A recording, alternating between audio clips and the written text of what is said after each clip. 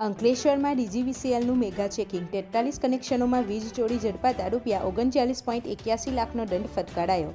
ઉનાળાના પ્રારંભે જ દક્ષિણ ગુજરાત વીજ કંપની ડીજીવીસીએલ દ્વારા વીજ ચોરી ડામવા માટે કડક અભિગમ અપનાવવામાં આવ્યો છે, જેના ભાગરૂપે અંકલેશ્વર શહેરમાં વ્યાપક વીજ ચેકિંગ હાથ ધરવામાં આવ્યું હતું। આ ઓપરેશન દરમિયાન ડીજીવીસીએલની 45 જેટલી ટીમોએ પોલીસના ચુસ્ત બંદોબસ્ત સાથે શહેરના વિવિધ વિસ્તારોમાં આકસ્મિક તપાસ કરી હતી।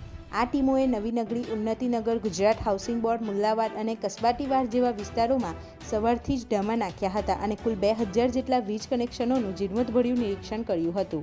આ સઘન ચેકિંગ દરમિયાન 43 વીજ જોડાણોમાં ટેકનિકલ ગેરરીતિ અને સીધી વીજ ચોરીના કિસ્સાઓ પ્રકાશમાં આવ્યા હતા, જેના પગલે વીજ કંપની દ્વારા કાયદેસરની કાર્યવાહી કરી આ તમામ ગ્રાહકોને કુલ ₹39.81 લાખનો માતબાર દંડ ફટકારવામાં આવ્યો છે। આ સમગ્ર કામગીરી ડીજીવીસીએલના એક્ઝિક્યુટિવ એન્જિનિયર આરબી પટેલ અને ડેપ્યુટી એન્જિનિયર પીએસ તોમર સહિતના ઉચ્ચ અધિકારીઓની સીધી દેખરેખ હેઠળ પાર પાડવામાં આવી હતી।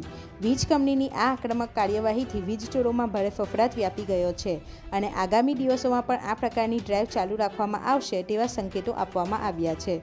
રિપોર્ટર હુમેદ સૈયદ સાથે ગુજરાત અદ્ભુત ન્યૂઝ ગુજરાતી।